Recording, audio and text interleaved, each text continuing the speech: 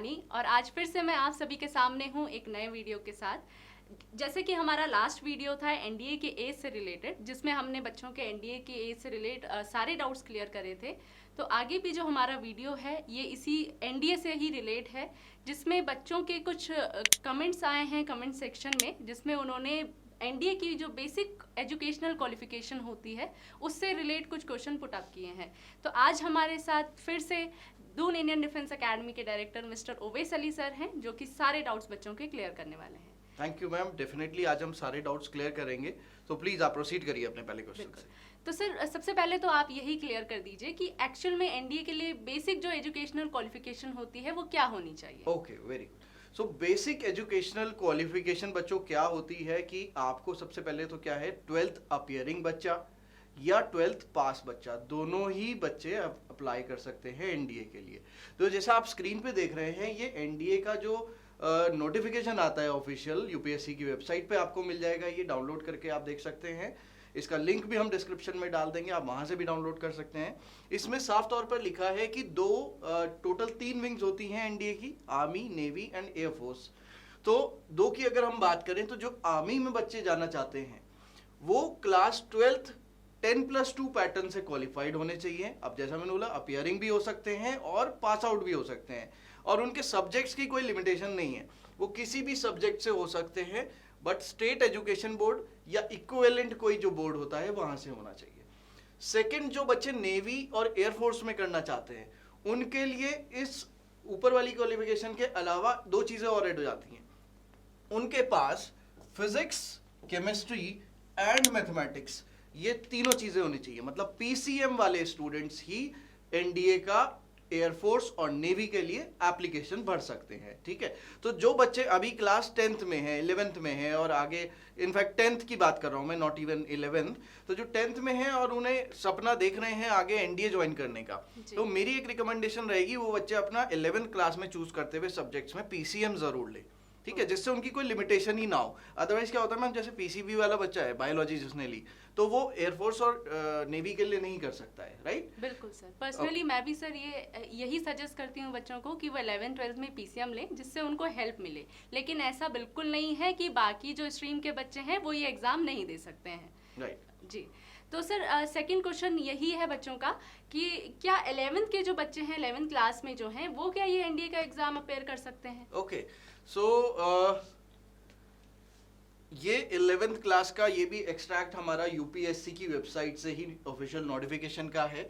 और पहली ही आप नोट देखेंगे, note 1, candidates appearing in 11th class exams are not eligible. मतलब 11th क्लास में अगर आप हैं तो आप एलिजिबल नहीं हैं एनडीए के लिए, आपको 11th पास करके जाना पड़ेगा, ठीक है। क्योंकि इसमें एक और डिटेल में अगर हम जाएं तो सेकंड नोट जो लिखा है, इसे अगर हम ढंग से पढ़ेंगे तो यहाँ पे एक बहुत अच्छा पॉइंट है जिन बच्चों को इस चीज की कंफ्यूजन है। क्योंकि मैम जो आप ये बात कर रहे हैं ये बहुत ही एक कॉमन क्वेश्चन है बच्चों का, क्योंकि एक जो ट्रांजिशन है ना, वहाँ पे क्या होता है कि बच्चा मार्च में लगभग अपना 11th के एग्जाम देता है और अप्रैल में आ जाता है वो 12th में। तो बच्चे को ये लगता है कि अप्रैल में क्योंकि एनडीए का एग्जाम हो रहा है तो वो उसके लिए एलिजिबल हो गया, बट ऑफिशियली क्या है मैम, ना तो वो अभी 11th पास करा है अप्रैल में, ठीक है, उसने सिर्फ एग्जाम लिखे हैं, तो इसलिए वो इनएलिजिबल है। एक तो ये पॉइंट है। और सेकंड पॉइंट में जो इंपॉर्टेंट है वो यहाँ मेंशन्ड है मैम, 24 जून 2023, ये अभी मैंने इस बार का नोटिफिकेशन है, ये आपके सामने जो है।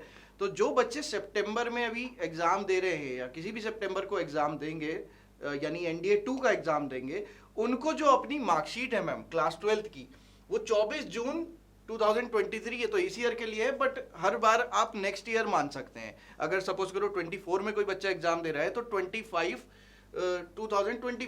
जून 24 को उसका, उससे पहले उसकी मार्कशीट अवेलेबल होनी चाहिए, ठीक है मैम। तो इसीलिए बहुत इंपॉर्टेंट फैक्टर यहाँ पे बन जाता है कि 11th क्लास का बच्चा नहीं दे सकता, यस 12th अपीयरिंग बच्चा दे सकता है, जी। तो होप ये डाउट आपका क्लियर हो गया होगा। सो सर तीसरा जो बच्चों का डाउट है, जो कि आपने वैसे ऑलरेडी क्लियर किया है, लेकिन फिर भी आप बता दीजिए कि कौन से सब्जेक्ट्स बच्चों को लेने चाहिए एनडीए के लिए। Okay, so very good ma'am. तो इसमें हमने अभी थोड़ी सी बात करी थी पीसीएम को लेके, लेकिन कुछ और भी चीजें हैं जो हम यहाँ पे डिस्कस करेंगे। सो एक ओवरव्यू अगर हम देख लें यहाँ पे, सो 12th पास बच्चे, यस दे आर एलिजिबल। अगर हम इस टेबल से जाए तो 12th appearing, yes, NDA 2 specially मैंने यहाँ पे लिखा है। अब इसका मतलब क्या है कि जैसे 12th करके बच्चा, 12th अपियरिंग बच्चा, यानी कि अप्रैल में उसने क्लास 12th शुरू कर दी अपनी, ओके। सो अप्रैल वाला एग्जाम जैसा अभी हमने बात करी वो अप्रैल वाले के लिए क्वालिफाइड नहीं है। जो अगला सितंबर में एग्जाम होगा उसी ईयर में, तो वो बच्चा सितंबर वाला एग्जाम दे सकता है, ठीक है ना। सो इसीलिए यहाँ पे NDA 2 लिखा है, मतलब वो NDA 2 उस करंट ईयर का देगा और नेक्स्ट ईयर में NDA 1 के लिए एलिजिबल होगा, और बाकी एज फैक्टर तो एक रहेगा ही रहेगा, जो हमने इससे पिछली वाली वीडियो में डिस्कस किया था, क्योंकि एज और एजुकेशनल क्वालिफिकेशन दोनों ही होनी चाहिए, तभी बच्चा NDA का एग्जाम दे सकता है, ठीक है। नाउ बोर्ड है, यानी कि बच्चा किस बोर्ड से होना चाहिए, ये भी बहुत बड़ा एक क्वेश्चन रहता है, क्योंकि कुछ ओपन बोर्ड के बच्चे भी आते हैं और पूछते हैं कि NDA के एग्जाम दे सकते हैं या नहीं। डेफिनेटली देखिए, ओपन बोर्ड जो बना था हमारी कंट्री में वो इसीलिए बना था जिससे एक ऐसी सोसाइटी जो एजुकेशन अफोर्ड नहीं कर सकती, जो प्राइवेट स्कूल्स में जाके नहीं दे सकती या रेगुलर स्कूलिंग नहीं कर सकते वो बच्चे, उनको घर रह के एक एजुकेशन लेनी है, अपनी बेसिक एजुकेशन जो होती है हमारी, तो उसके लिए ओपन बोर्ड्स की स्थापना की गई थी। तो open board is, yes, it is qualified. तो जो भी ओपन बोर्ड के बच्चे हैं वो क्वालिफाइड है NDA के लिए।